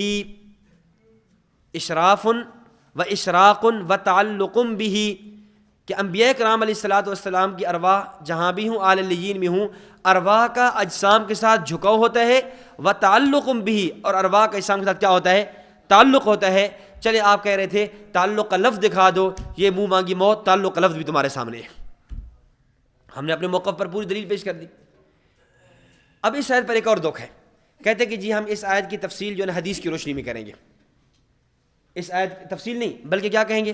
کہتے ہیں کہ حدیث میں آتا ہے، صحیح مسلم کی روایت ہے، مشکات میں بھی ہے، وہ جو مشہور روایت ہے کہ شہداء کی ارواحہم فی جیوف طیور خضر تسرح بہ الجنہ، کہ شہداء کی ارواح جو ہے پرندوں کے سبز پوٹوں میں ہوتی ہیں، جنت میں چرتی ہیں جہاں جاتی ہیں. کہتے اس سے پتہ یہ چلا کہ شہداء کی ارواح زندہ ہوتی ہیں، شہداء کے اجسام زندہ نہیں ہوتے. ہم نے کہا کہ بقول تمہارے آیت سے معلوم ہوا کہ شہداء کا جسم زندہ، حدیث سے معلوم ہوا کہ شہداء کی روح زندہ. تمہارا کل تک اصول یہ تھا حدیث قرآن کے خلاف آ جائے تو قرآن کو لینا ہے اور حدیث کو چھوڑنا ہے نا. ان کا اصول یہی تھا کہ حدیث قرآن کے خلاف آ جائے تو حدیث کو لے لو اور قرآن کو چھوڑ دو. قرآن کی آیت بتاتی ہے کہ شہداء کے جسم زندہ بقول تمہارے، حدیث کہتی ہے کہ شہداء کی روحیں زندہ. اگر یہ حدیث قرآن کے خلاف ہے تو تمہارے اصول کے مطابق کس کو لینا چاہیے؟ قرآن کو لے لینا چاہیے نا. پھر تم قرآن کو لے لو اور شہداء کے جسموں کو زندہ مان کر شہداء کی روحوں کا انکار کر دو. اپنے اصول پر باقی رہو نا. کل تک تمہارا یہ اصول تھا, آج اصول بدل گیا. ہم کہتے ہیں ہمارے تو خلاف دونوں نہیں ہیں. ہمارے خلاف نہ قرآن ہے, ہمارے خلاف نہ نبی کا فرمان ہے. قرآن کہتا ہے شہداء کے جسم زندہ, نبی کا فرمان کہتا ہے شہداء کی روحیں زندہ. ہم قرآن کو مانتے ہوئے شہداء کے اجسام کی حیات کو بھی مانتے ہیں, اور نبی کے فرمان کو دیکھ کر شہداء کی ارواح کا اجسام کے ساتھ تعلق مان کر روحوں کو بھی زندہ مانتے ہیں. تو ہمارے مطابق تو دونوں ہیں, ہمارے خلاف تو نہیں ہے. باقی یہ روایت پڑھ تو دیتے ہیں, لیکن ایک مرتبہ حضرت مولانا امیر صدر کاڑی صاحب رحمۃ اللہ علیہ کا احمد سید چتروڑی کے ساتھ مناظرہ ہوا ککڑ ہٹا میں, ملتان کے قریب علاقہ ہے ککڑ ہٹا. تو حضرت فرماتے ہیں کہ جب اس نے بات کی تو جب اس نے آیت پڑھی اور انہیں یہ ثابت یہ کرنا تھا کہ روحیں زندہ ہیں, آیت پڑھنے سے پہلے میں نے اس کو یہ کہہ دیا کہ جب وہ آیت پڑھ رہا تھا میں نے فوراً کہہ دیا, میں نے کہا مولانا صاحب آپ نے شہداء کی روحیں جو ہے سبز پرندوں کے پوٹوں میں ہوتی ہیں, جنت میں چرتی ہیں, آپ نے یہ حدیث پیش نہیں کرنی. کیوں؟ اس لیے کہ آپ لکھ چکے ہیں کہ جب ہماری وہ روایت آتی ہے احیاء فی قبور والی تو اس میں ایک راوی ہے آمش اور ایک راوی ہے ابو معاویہ. ابو معاویہ کے بارے میں آپ نے لکھا ہے کہ وہ مدلس ہے, آمش کے بارے میں آپ نے لکھا ہے شیعہ ہے. تو یہی دونوں راوی اس روایت میں بھی کھڑے ہیں. خیال کرنا خبردار یہ روایت کبھی پیش نہ کرنا, کیونکہ جب ہم حدیث پیش کرتے ہیں تو کیا کہتے ہیں کہ اس میں ایک راوی آمش ہے وہ شیعہ ہے, ایک ابو معاویہ ہے وہ مدلس ہے, تدلیس کا مریض تھا. تو کہتے ہیں پورے مناظرے کے اندر وہ بیچارہ یہ روایت پیش نہیں کر سکا. حالانکہ روایت تو ٹھیک ہے, صحیح مسلم کی ہے, ہمارے خلاف نہیں ہے, بطور الزام کے. تو ایک دفعہ پیش کرنے لگا تو میں نے کہا واہ, تو نے خود ہی کتاب لکھی ہے چھوٹی سی 10-15 صفحے کا رسالہ ہے, اور تو نے اس کے اندر یہ بات لکھی ہے, تو یہ اپنی لکھی ہوئی بات بھی یاد نہیں ہے کہ تو اپنی کتاب میں کیا لکھ رہا ہے. تو پہلی بات تو یہ کہ تم یہ روایت پیش ہی نہیں کر سکتے, بقول تمہارے یہ دو راوی ضعیف ہیں اور یہی دو راوی اس روایت میں بھی کھڑے ہیں, پھر یہ روایت پیش کیوں کرتے ہو؟ اگر پیش کرو گی صحیح تو ہمارے خلاف نہیں ہے, اس لیے کہ ہم قرآن اور حدیث میں تطبیق دیتے ہیں. ہم قرآن کو بھی مانتے ہیں, نبی کے فرمان کو بھی مانتے ہیں. قرآن نبی کے فرمان کے خلاف نہیں, نبی کا فرمان قرآن کے خلاف نہیں ہے. تو یہ پہلی دلیل جو ہے شہداء حیات انبیاء پر آپ کے سامنے آ گئی.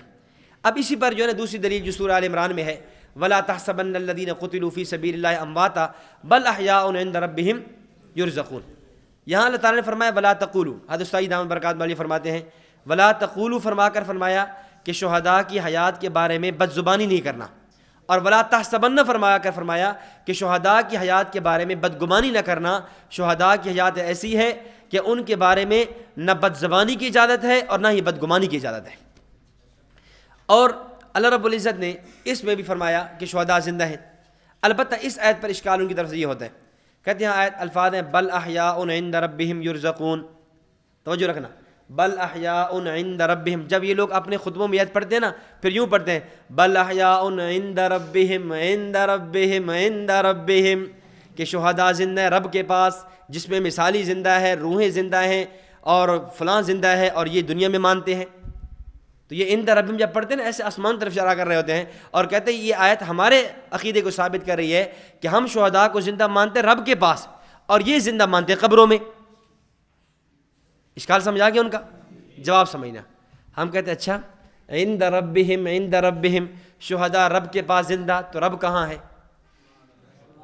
رب کہاں ہے؟ رب ہر جگہ حاضر ناظر. تو پھر تم نے شہید کو ہر جگہ حاضر ناظر مان لیا. ارے تم تو نکلے تھے اہل بدعت کے خلاف, جو نبی کو حاضر ناظر مان رہے تھے, تو تمہیں تو وہ عقیدہ شرکیہ لگا, اور تم نبی سے نیچے آ کر تم نے شہید کو ہر جگہ حاضر ناظر مان لیا. اگر عند ربہم کا یہ معنی ہے کہ عند ربہم رب کے پاس, اب رب کہاں ہے؟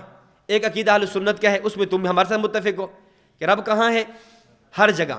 ایک عقیدہ غیر مقلدین کا رب عرش پر ہے. اب دو ہی صورتیں ہیں, یا تو تم نے شہید کو زندہ مانا عرش پر, قبر میں پھر بھی نہیں ہے, یا شہید کو زندہ مانا ہر جگہ, تو تمہارے عقیدے کے مطابق تو پھر بھی یاد نہیں ہے. اب کیا جواب ہے؟ صحیح فرماتے ہیں کہ ایک دفعہ میرے پاس نا پنڈی گھیب سے لڑکا آیا, تو اس نے آ کر یہی اشکال اٹھایا, یہی بات کہی کہ بل احیاء عند ربہم رب کے پاس زندہ ہیں. ہم تو جو ہے حیات جسمانی مانتے ہیں, حیات برزخی مانتے ہیں, اعلیٰ مانتے ہیں, علیین کی مانتے ہیں, عرفہ مانتے ہیں, اکمل مانتے ہیں, اور تم قبروں میں زندہ مانتے ہو. تو صحیح فرمانا کہ میں نے اس کو یہی کہا کہ عند ربہم کا کیا مطلب ہے؟ اگر عند ربہم کا یہ معنی ہے کہ رب کے پاس ہیں تو رب ہر جگہ حاضر ناظر، پھر شہید بھی ہر جگہ حاضر ناظر۔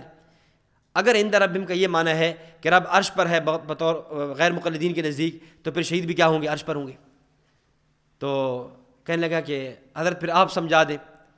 تو صحیح فرمانا کہ نہیں، میں نہیں سمجھاتا، یہ جو لمبے لمبے دور تفسیر پڑھاتے ہیں ان سے جا کر پوچھو عند ربہم کا معنی کیا ہے۔ بڑے بڑے دور تفسیر جو پڑھاتے ہیں، آپ بتاؤ عند ربہم کا معنی کیا ہے۔ اب اصل جواب سمجھنا کہ عند ربہم کا مطلب کیا ہے۔ دیکھیں یہ اصول ہے قرآن اور حدیث کا، اور اللہ رب العزت جب گفتگو فرماتے ہیں محاورے کے مطابق فرماتے ہیں۔ یہ اہل عرب کے کیا ہے؟ محاورات ہیں، اس کے مطابق گفتگو ہو رہی ہوتی ہے۔ تو عند ربہم اصول یہ ہے کہ دنیا میں بعض چیزیں ایسی ہیں کہ ان پر، یعنی اصل تو یہ ہے کہ تمام چیزوں پر حقیقی اختیار اللہ کا ہے، تمام چیزوں پر حقیقی اختیار کس کا ہے؟ لیکن بعض چیزیں ایسی ہیں کہ ان پر حقیقی اختیار اللہ کا ہے، ظاہری اختیار بندے کا ہے۔ تو اصول یہ ہے کہ جس چیز پر حقیقی اختیار اللہ کا ہو، ظاہری بندے کا ہو، تو نسبت کرتے ہیں بندے کی طرف، اور جہاں پر حقیقی اور ظاہری دونوں اختیار اللہ کے ہوں نسبت کرتے ہیں اللہ کی طرف۔ مثال کے طور پہ فرمایا ان عدت الشہور عند اللہ 12 شہرا، کہ مہینوں کی تعداد عند اللہ کے نزدیک 12 ہیں۔ تو کیا ہمارے نزدیک 12 نہیں ہے؟ ہمارے یہاں بھی 12 ہے، لیکن مہینوں میں کمی پیشی کرنا، یہ نسی کا جو عقیدہ مشرکین مکہ نے گھڑا تھا، یہ جو اختیار ہے یہ اللہ کے پاس ہی ہے۔ مہینوں میں تغیر و تبدل کا، یہ مہینوں کا 12 ہونا حقیقت میں بھی اللہ کے پاس ہے، اس کا حقیقی اختیار، اور ظاہری اختیار بھی کس کے پاس ہے؟ اللہ کے پاس ہے۔ دنیا کے سارے مکانات پر، ساری جگہوں پر حقیقی اختیار کس کا ہے؟ اللہ کا ہے، لیکن ظاہری اختیار بندوں کا ہوتا ہے۔ جب بندے کا ہوتا ہے تو کہتے ہیں یہ بیت زید ہے، یہ بیت خالد ہے، یہ بیت بکر ہے، یہ بکر کا گھر ہے، زید کا گھر ہے۔ حالانکہ ظاہری حقیقی اختیار اللہ کا ہے، لیکن ظاہری اختیار کس کا ہے؟ بندے کا ہے۔ جب بات مسجد کی آتی ہے تو پھر کیا کہتے ہیں؟ یہ بیت اللہ ہے، یہ اللہ کا گھر ہے۔ کیوں؟ اللہ کا گھر یہ ایسی جگہ ہے جہاں حقیقی اختیار بھی اللہ کا ہے، ظاہری اختیار بھی اللہ کا ہے، اس سے نسبت کس طرف کر دی جاتی ہے؟ اللہ کی طرف کر دی جاتی ہے۔ حضرت مریم کے بعد بھی موسم پھل آئے، زکریا علیہ السلام نے پوچھا قال یا مریم انا لک ھذا، اے مریم کہاں سے آئے؟ کہنے لگی قالت ہوا من عند اللہ، یہ اللہ کے پاس سے آئے ہیں۔ تو جو لوگوں کے پاس پھل آ رہے ہیں یہ اللہ کے پاس سے نہیں آتے، پھر یہ کیوں کہتے ہیں کہ میں شہر سے لے کر آیا ہوں، میں نے فلاں دکان سے خریدے ہیں؟ کیوں؟ اس لیے کہ جب پھل آئے موسم کے مطابق تو پھر ظاہری اختیار بندے کا ہوتا ہے، تو پھر بندہ نسبت اپنی طرف کر لیتا ہے۔ لیکن جب پھل آ جائیں بے موسم بطور کرامت کے آ جائیں، پھر حقیقی اختیار بھی اللہ کا، ظاہری اختیار بھی اللہ کا ہے۔ اس سے مریم نے نسبت کس طرف کر دی؟ من عند اللہ، اللہ کی طرف۔ اس کی اور پھر حصی مثال سمجھیں، آپ کسی گھر تشریف لے گئے، وہاں آپ نے پوچھا بھائی آپ کے والد صاحب کہاں ہیں؟ کہتے سرگودا شہر ہے، کب تک آئیں گے؟ شام تک آ جائیں گے۔ اچھا دادا ابو کدھر ہیں؟ کہتے وہ اللہ میاں کے پاس ہیں۔ وہ جو دادا ابو اللہ میاں کے پاس ہیں، تو یہ جو والد ہیں سرگودا شہر میں، یہ اللہ میاں کے پاس نہیں ہیں یہ بھی اللہ کے پاس، لیکن یہاں ان کا ظاہری اختیار ہے، خود گئے ہیں اور اپنے اختیار سے واپس آ جائیں گے، گو کہ حقیقی طور پر یہ بھی اللہ کے پاس ہے۔ لیکن دادا میاں اللہ کے پاس ہیں، یعنی قبر میں جا چکے ہیں، وہاں حقیقی اختیار بھی اللہ کا ہے، ظاہری اختیار بھی اللہ کا ہے، یہ ایسے گئے ہیں کہ ابھی واپس نہیں آئیں گے۔ تو قرآن نے جو کہا ہے بل احیاء عند ربہم یرزقون، کہ شہداء زندہ ہیں، ان کو رب کے پاس سے رزق دیا جاتا ہے، تو رزق تو ہمیں بھی رب کے پاس سے دیا جاتا ہے جو زندہ ہیں، جو دنیا میں اس عالم میں موجود ہیں، اور شہداء کو بھی اللہ کے پاس سے دیا جاتا ہے۔ لیکن دونوں میں فرق یہ ہے، ہمیں جو اللہ کے پاس ہمیں جو ملتا ہے اس میں ہمارا ظاہری اختیار ہوتا ہے، نسبت ہم اپنی طرف کر دیتے ہیں، لیکن شہداء ایسے مقام پر جا چکے ہیں یہاں شہداء کا ظاہری اختیار ختم ہو چکا ہے اور اللہ ہی کی طرف رزق دیا جاتا ہے۔ اس لیے فرمایا بل احیاء عند ربہم یرزقون، یہ ایسے مقام پر ہیں کہ حقیقی اختیار بھی اللہ کا ہے، ظاہری اختیار بھی اللہ کا ہے، حقیقی اور ظاہری طور پر ان کو رزق اللہ کی طرف سے دیا جاتا ہے۔ تو اس آیت کا یہ معنی ہے، یہ معنی نہیں ہے کہ جی شہداء ہر جگہ حاضر ناظر ہو گئے، یا شہداء آسمانوں میں زندہ ہیں، یا ان کی قبر کی زندگی کی نفی ہو رہی ہے، اس آیت کا یہ معنی نہیں۔ اس کے بعد آگے تیسری دلیل سمجھیں، میں بڑے اختصار کے ساتھ یہ چند دلائل عرض کرتا ہوں۔ تیسری دلیل سورۃ النساء کے اندر ہے وما ارسلنا من رسول الا لیطاع باذن اللہ ولو انہم اذ ظلموا انفسهم جاءوک فاستغفروا اللہ فاستغفر لهم الرسول لوجدوا اللہ توابا رحیما۔ اچھا بات سمجھ لیں، یہ جتنی بھی ہم یہ روایات آیات پیش کر رہے ہیں، ان تمام آیات کے تحت مفسرین کی عبارات موجود ہیں، ان تمام کے تحت مفسرین کی عبارتیں موجود ہیں، اور ایک ہوتا ہے مسئلہ بتانا اور ایک ہوتا ہے مسئلہ بنانا۔ مسئلہ بتانا یہ ہے کہ آیت پڑھیں اور مفسر کی عبارت دکھا دیں، اور مسئلہ بنانا یہ ہے کہ آیت پڑھیں اور اس کی تشریح جو ہے نا اپنی منمانی کرنا شروع کر دیں۔ تو ہم مسئلہ بتانے کے قائل ہیں، بنانے کے قائل نہیں ہیں، کہ جو عبارت اور جو چیز، جو آیت اللہ تعالیٰ نے اتاری ہے، اس آیت کے تحت مفسر نے کیا لکھا ہے ہم اس کو پیش کر دیں گے۔ تو یہ جتنی بھی آیات ہم پیش کرتے ہیں اس کے تحت ہم مفسرین کی عبارات پیش کر دیتے ہیں۔ حضرت مولانا امیر صفدر قادری صاحب رحمۃ اللہ علیہ ایک دفعہ مناظرہ ہوا، لمبا واقعہ ہے، اس کا میں صرف اس عنوان متعلقہ سنا رہا ہوں کہ وہاں پر مناظرہ حضرت نے وہاں بیان کیا، تو یہی ملتان کے قریب کوئی علاقہ تھا۔ تو بیان کے بعد وہاں کے لوگ کہنے لگے کہ یہاں آپ نے مولانا احمد سعید سے مناظرہ کرنا ہے۔ حضرت نے فرمایا ٹھیک ہے، لیکن جب مناظرے کا وقت آیا تو علامہ احمد سعید صاحب چلے گئے کہیں، اور وہ لوگ کہنے لگے جی بیمار ہو گئے۔ تو مولوی صاحب کے جو استاذ تھے، مولوی اللہ بخش یا خدا بخش ان کا نام تھا، کہ یہ آپ سے مناظرہ کریں گے، یہ آپ سے گفتگو کریں گے۔ ان سے گفتگو طے ہوئی۔ کہتے ہیں کہ جب گفتگو طے ہوئی تو قاری صاحب فرماتے ہیں کہ میرے جانے سے پہلے نا یہ اسٹیج پر بیٹھ کر بڑا اچھل رہا تھا، بڑا کود رہا تھا، اور کہہ رہا تھا ابھی وہ قادری صاحب آئیں گے نا، میں ثابت کروں گا کہ دیوبندیوں کا عقیدہ قرآن کی 27 آیتوں کے خلاف ہے، میں ثابت کروں گا کہ ان کا عقیدہ نبی اکرم صلی اللہ علیہ وسلم کی 1700 حدیثوں کے خلاف ہے۔ تو قاری صاحب خیر آئے، حضرت نے پہلے تنقید کر دی، عوام کو بات سمجھا دی۔ سمجھانے کے بعد حضرت نے ایک اصول طے کیا جو بڑا اہم اصول ہے عوام کو سمجھانے کے لیے۔ حضرت فرمانے لگے، میں نے کہا دیکھیں قرآن ایک ناطق کتاب ہے، صامت کتاب ہے، ناطق نہیں۔ تو ایسا ہے کہ قرآن کریم سے ہر بندہ استدلال کرتا ہے۔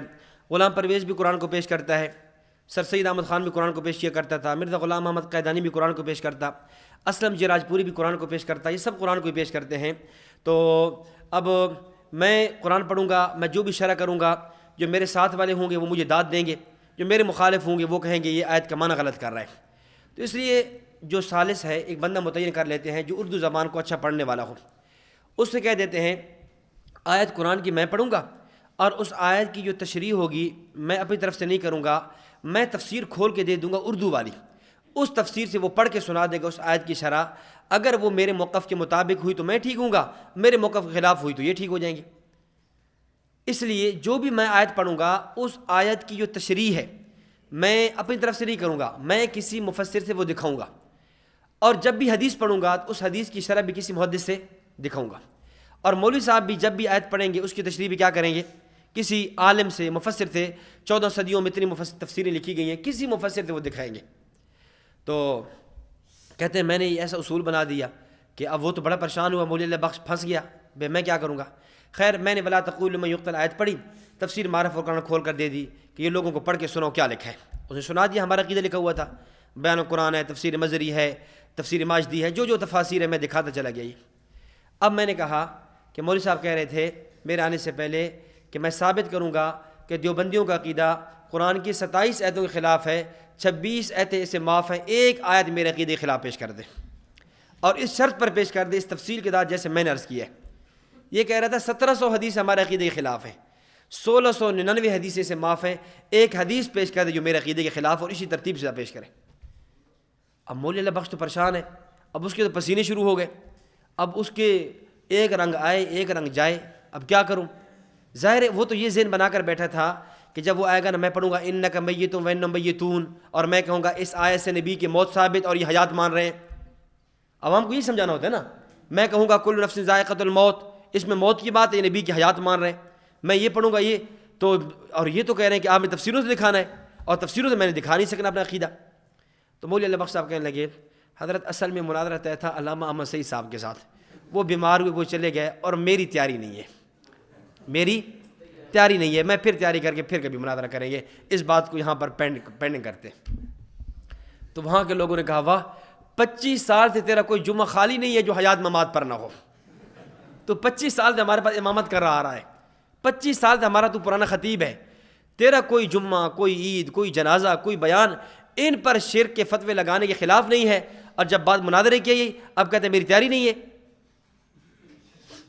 یہ حال ہے ان لوگوں کا، یعنی سختی اتنی کرتے ہیں، اور ادھر جب بات مناظرے کی آ جائے، میدان میں آ جائے، پھر جو ہے نا پھر بس فبوہت الذی کفر ہو جاتا ہے۔ اس آیت کا ترجمہ مفہوم وہ سمجھے گے نا جو پرانے ہیں، فبہت الذی کفر کا۔ چلیں تو اب دیکھیں وما ارسلنا من رسول الا لیطاع باذن اللہ۔ اب ہم اس آیت کو پیش کرتے ہیں۔ یہاں اس آیت مبارکہ میں اللہ رب العزت نے دو باتیں ارشاد فرمائی ہیں۔ نمبر ایک، نبی کی بعثت کا مقصد کیا ہے؟ وما ارسلنا من رسول الا لیطاع، نبی کے بھیجنے کا مقصد جو ہے کوئی جھنڈیاں لگانا، جشن نکالنا، جلوس نکالنا نہیں ہے۔ نبی کے بھیجنے کا مقصد لیطاع باذن اللہ، نبی کی اطاعت کرنا ہے۔ نمبر دو، نبی کے بعثت کے مقصد میں اگر نقصان ہو جائے، کمی کوتاہی ہو جائے، قصور ہو جائے تو اس کی تلافی کی صورت کیا ہے؟ تو آگے فرمایا وَلَوْ أَنَّهُمْ إِذ ظَلَمُوا أَنفُسَهُمْ جَاءُوكَ فَاسْتَغْفَرُوا اللَّهَ وَاسْتَغْفَرَ لَهُمُ الرَّسُولُ، اگر یہ لوگ اپنی جانوں پر ظلم کر بیٹھیں اور یہ نبی کے پاس آئیں، جاؤکا وہ آئیں یا رسول اللہ آپ کے پاس، یعنی یہ لوگ نبی کے پاس آئیں، نبی کو در در پہ نہ بلائیں، یہ نہ کہیں یا رسول اللہ سنیں آپ ہر جگہ تشریف لاتے ہیں، ہمارے گھر میں بھی ہو جائے چراغاں یا رسول اللہ، یہ نہ کہیں، بلکہ جاؤکا آپ کے پاس ہے، یہ لوگ چل کر اوکا آپ کے پاس ہے، پھر کیا کریں؟ فاستغفر اللہ، اللہ سے مغفرت طلب کریں، واستغفر لهم الرسول، رسول سے معافی طلب کریں، لوجد اللہ تواب الرحیمہ، تو اللہ تعالیٰ کو یہ توبہ قبول کرنے والا، رحم کرنے والا پائیں گے۔ اس آیت کو مفسرین نے، محدثین نے آیت استشفاء کے نام سے بھی لکھا ہے۔ ہمارے عقائد میں سے ایک عقیدہ استشفاء عند قبر نبی صلی اللہ علیہ وسلم کا بھی ہے۔ استشفاء کا معنی یہ ہے کہ آج اگر کوئی خوش نصیب روضہ رسول صلی اللہ علیہ وسلم پر حاضر ہو اور وہاں جا کر اللہ تعالیٰ سے اپنے گناہوں کی معافی مانگے، معافی مانگنے کے بعد نبی کو اپنا سفارشی اور حمایتی بنائے تو اللہ تعالیٰ اس کے گناہوں کو معاف کر دیں گے۔ تو جب نبی اکرم صلی اللہ علیہ وسلم کا استشفاء جائز ہے تو استشفاء لازم ہے حیات کو، جب آپ کی قبر پر آپ کا استشفاء جائز ہے، جب استشفاء ثابت تو حیات خود بخود ثابت۔ تو یہ آیت جہاں استشفاء عند قبر نبی کی دلیل ہے، وہیں پر یہ آیت حیات النبی صلی اللہ علیہ وسلم فی القبر کی بھی دلیل ہے۔ چنانچہ اس آیت کے تحت کئی ایک مفسرین نے ایک واقعہ نقل کیا ہے۔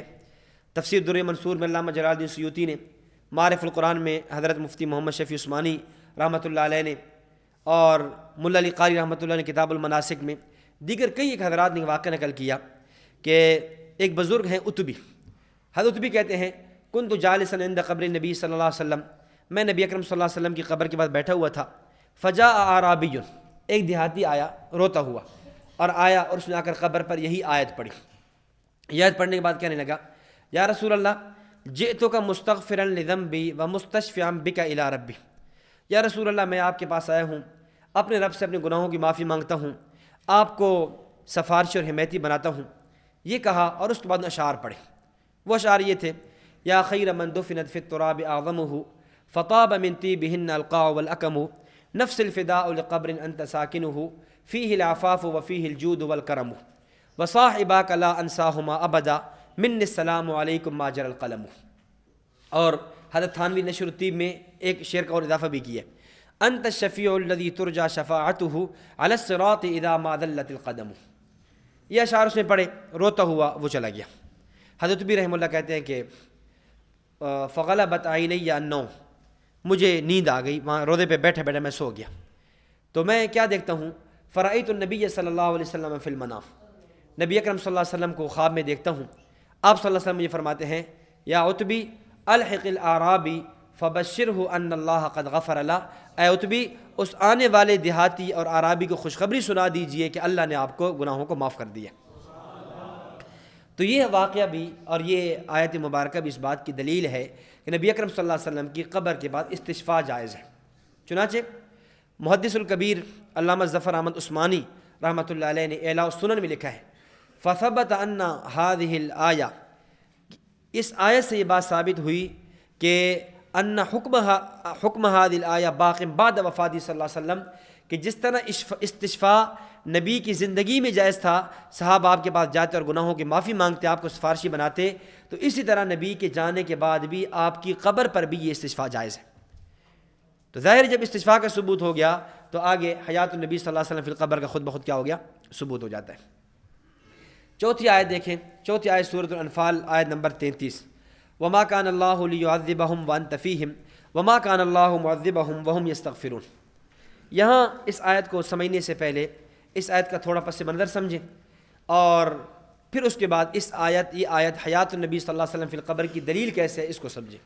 مفتی اعظم پاکستان مفتی محمد شفیع عثمانی صاحب رحمۃ اللہ علیہ نے تفسیر معارف کے اندر معارف القرآن میں اس آیت سے حیات النبی صلی اللہ علیہ وسلم کا بھی استدلال کیا ہے اور نبی اکرم صلی اللہ علیہ وسلم کی ختم نبوت کا بھی استدلال کیا ہے۔ اب اس طرز استدلال کیا ہے؟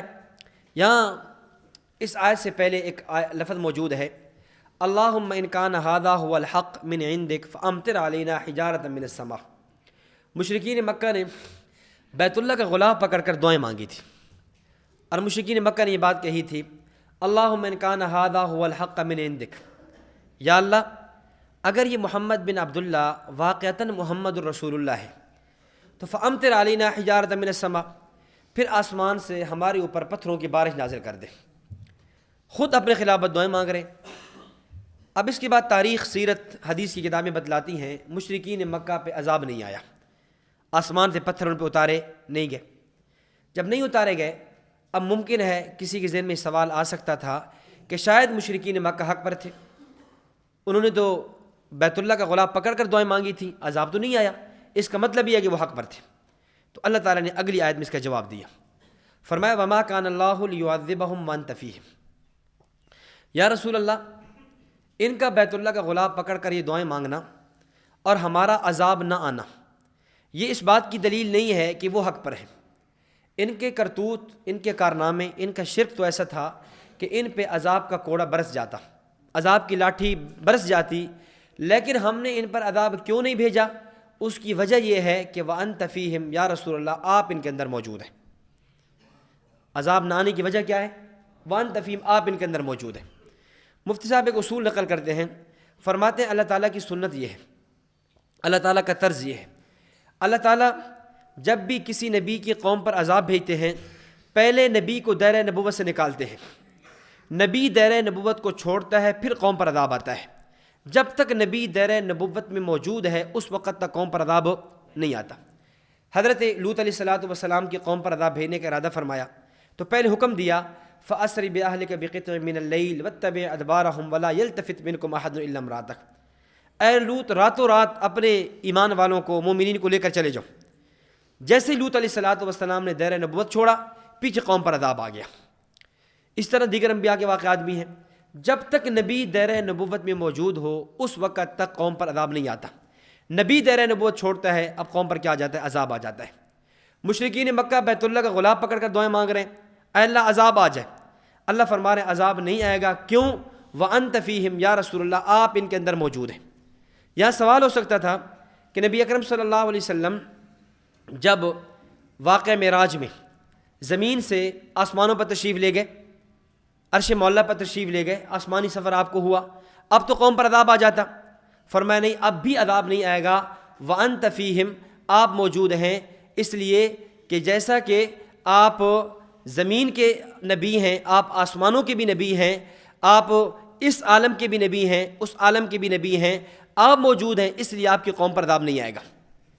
پھر سوال ہو سکتا تھا جب آپ مکہ چھوڑ کر مدینہ آ گئے اب تو عذاب آ جاتا، فرمایا نہیں عذاب اب بھی نہیں آئے گا، وَأَنْتَ فِيهِمْ، اس لیے کہ آپ کا دائرہ نبوت لامحدود ہے، لا زمان ہے، لا مکان ہے، جیسا کہ آپ مکہ کے نبی ہیں، آپ مدینہ کے بھی نبی ہیں، آپ کے دائرہ نبوت کی وجہ سے آپ کی قوم پر عذاب نہیں آئے گا۔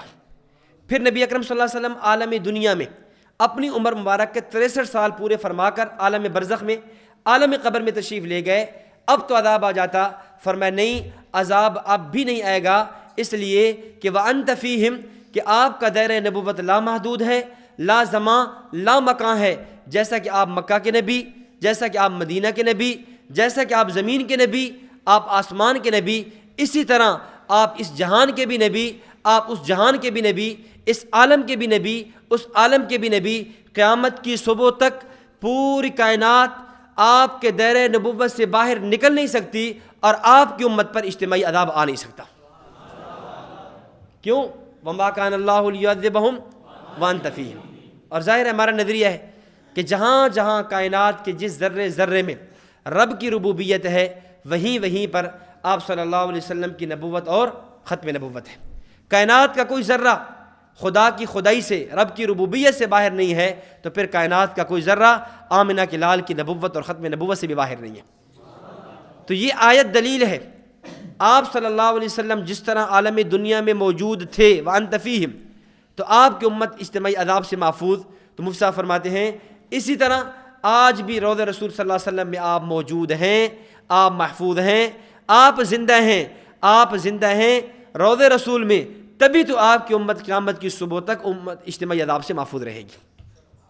اور اگلی بات عقیدہ ختم نبوت بھی سمجھ آ گیا کہ جب نبی اکرم صلی اللہ علیہ وسلم کا دائرہ نبوت اتنا لامحدود ہے، اتنا لامحدود ہے، لا زمان اور لا مکان ہے، پھر اس دائرہ نبوت کے اندر کسی اور جھوٹے نبی کی نبوت کی گنجائش نہیں بچتی. دائرہ نبوت موجود ہے. ظاہر ایک نبی، پہلے انبیاء کا دائرہ نبوت محدود ہوا کرتا تھا، ایک زمانے میں، ایک علاقے میں، ایک بستی میں، قریہ میں، جو کہ یہاں نبی اکرم صلی اللہ علیہ وسلم کا دائرہ نبوت تو لامحدود ہے. جب لامحدود، لا زمان، لا مکان ہے، تو اب آپ صلی اللہ علیہ وسلم کی موجودگی کے بعد کسی اور نبی کی، سچے نبی کی بھی گنجائش نہیں ہے، چاہے جائے کہ جھوٹا نبی، مدعی نبوت، مدعی مرزا قادیانی یا متنبی یا کوئی آ جائے. تو الغرض یہ آیت دلیل ہے دونوں باتوں کی، انبیاء کرام علیہ السلام کی حیات فی القبر کی بھی، اور نبی اکرم صلی اللہ علیہ وسلم کے خاتم النبیین، آخری نبی اور خاتم الرسل ہونے کی بھی. اس کے بعد ایک آیت آخری اور دیکھ لیں کہ یا ایھا الذین آمنوا لا ترفعوا اصواتکم فوق صوت النبی، سورہ حجرات کی آیت ہے. اس آیت کی تفسیر میں حضرت مولانا مالک کاندھلوی رحمۃ اللہ علیہ نے، تفسیر معارف القرآن ایک مفتی شفیع صاحب رحمۃ اللہ علیہ کی ہے، ایک مولانا ادریس کاندھلوی کی ہے، لیکن مولانا ادریس کاندھلوی کی جو تفسیر ہے یہ سورہ حجرات تک ہے، سورہ حجرات فتح کے اخیر تک ہے. اس کے بعد آپ فوت ہو گئے، پھر اس تفسیر کو مکمل کیا آپ کے بیٹے مولانا مالک کاندھلوی رحمۃ اللہ علیہ نے. تو اس آیت کے تحت مولانا مالک کاندھلوی فرماتے ہیں یا ایھا الذین آمنوا لا ترفعوا اصواتکم فوق صوت النبی، اے ایمان والو اپنی آوازیں نبی کی آوازوں کے سامنے بلند نہ کرو. تو فرمایا کہ جس طرح یہ حکم نبی اکرم صلی اللہ علیہ وسلم کے دور حیات میں تھا، اس طرح آپ کے دنیا کے چلے جانے کے بعد بھی یہ حکم موجود ہے. جس طرح آپ کی زندگی میں یہ تھا کہ آپ صلی اللہ علیہ وسلم کی موجودگی میں کسی کو اجازت نہیں تھی کہ آپ صلی اللہ علیہ وسلم کے سامنے اونچی آواز سے گفتگو کریں، ایسے ہی نبی اکرم صلی اللہ علیہ وسلم کے جانے کے بعد آج بھی حکم موجود ہے کہ روضہ رسول صلی اللہ علیہ وسلم کے سامنے بلند آواز سے گفتگو کرنا جائز نہیں ہے. یہ دلیل ہے اس بات کی کہ نبی اکرم صلی اللہ علیہ وسلم کی قبر میں زندہ ہیں. اس پر بطور تائید کے حضرت عمر بن خطاب رضی اللہ تعالیٰ کا وہ واقعہ کہ ایک مرتبہ آپ روضہ کے سامنے محفوظ تھے، دو آدمی آئے، وہ مدینہ کے باشندہ نہیں تھے، دور کے آئے، کہیں اور سے آئے تھے، طائف سے آئے تھے. تو وہ روضہ کے سامنے زور زور سے بلند آواز سے باتیں کر رہے تھے. حضرت عمر رضی اللہ تعالیٰ عنہ نے آواز دے کر نہیں، ایسے کنکر مارا اور یوں بلا کر فرمایا کہ اگر مجھے پتہ چل جاتا کہ تم یہاں مدینہ کے باشندہ ہو تو لأوجعتکما بالدرہ، پھر عمر درے کے ذریعے تمہاری پٹائی کرتا، تمہیں مارتا. تم ربی کے روضے کے سامنے کھڑے ہو کر بلند آواز سے باتیں کر رہے ہو. اب اس سے معلوم یہ ہوا کہ عمر بن خطاب رضی اللہ تعالیٰ عنہ کا نظریہ بھی کیا تھا، نبی اکرم صلی اللہ علیہ وسلم قبر میں کیا ہے، زندہ ہے. اسی طرح اگر بات کریں سیدنا عثمان بن عفان رضی اللہ تعالیٰ عنہ کی، یا کہ انشاءاللہ میں تفصیل بات کروں گا، صحابہ کرام کے مختلف نظریات ہیں، یعنی صحابہ کرام کے اس عقیدے پر نظریات کیا ہیں. حضرت عثمان رضی اللہ تعالیٰ کا دور خلافت ہے 18 ذی الحجہ سن 35 ہجری کو آپ کا یوم شہادت ہے. تاریخ ابن کثیر میں البدایہ والنہایہ، اردو ترجمہ تاریخ ابن کثیر کے نام سے چھپا ہے. علامہ ابن کثیر دمشقی شافعی رحمۃ اللہ علیہ، المتوفی 774 ہجری، وہ فرماتے ہیں کہ حضرت معاویہ رضی اللہ تعالیٰ عنہ نے حضرت عثمان غنی رضی اللہ تعالیٰ عنہ کو خط لکھا اور فرمایا کہ آپ دو کاموں میں سے ایک کام کر لیں، یا تو آپ اپنے صحابہ کو حکم دے دیں، یہ جو بلوائی جنہوں نے آپ پر پانی بند کیا ہوا ہے، آپ پر حملہ کرنے کی کوشش میں ہیں، آپ ان کو حکم دے دیں، آپ کے صحابہ، آپ کے فدائی یہ ان پر حملہ کر دیں اور ان کو قتل کر دیں تاکہ آپ محفوظ رہ سکیں. یا اگر آپ یہ نہیں کرتے پھر آپ ایسا کریں، مدینہ چھوڑ کر ملک شام میرے پاس آ جائیں، جب آپ شام آ جائیں گے تو شام میں آپ کا کوئی کچھ بھی نہیں کر سکے گا. حضرت عثمان رضی اللہ عنہ نے جوابی مکتوب لکھا، خط لکھا، جوابی پیغام بھیجا. فرمایا کہ جو رہی پہلی بات کہ میں اپنے صحابہ کرام کو، اپنے ساتھیوں کو یہ کہوں کہ ان بلوائیوں پر، حملہ آوروں پر حملہ کریں، ان کو ماریں، تو میں مدینہ کا تقدس، مدینہ کی حرمت کو پامال نہیں کرنا چاہتا. میں وہ پہلا بندہ نہیں بننا چاہتا کہ جس کی وجہ سے مدینہ میں خون ریزی ہو، مدینہ کے اندر جو ہے سفک دماغ ہو، خون کا بہاؤ ہو، یہ میں نہیں کرنا چاہتا. باقی جو دوسری بات ہے کہ میں مدینہ چھوڑ کر شام آ جاؤں، ملک شام، فرمایا واللہ لا اترک بجوار رسول اللہ صلی اللہ علیہ وسلم اللہ کی قسم عثمان نبوت کا پڑوس چھوڑنا گوارا نہیں کر سکتا۔ کیا لفظ فرمایا؟ بجوار رسول اللہ، بجوار، جار، جوار، پڑوس۔ پڑوس زندہ کا ہوتا ہے مردہ کا ہوتا ہے؟ زندہ کا ہوتا ہے کہ میں نبی اکرم صلی اللہ علیہ وسلم کے پڑوس کو چھوڑ کر آپ کے پاس نہیں آ سکتا۔ سیدہ عائشہ صدیقہ رضی اللہ تعالیٰ عنہ کا دور ہے۔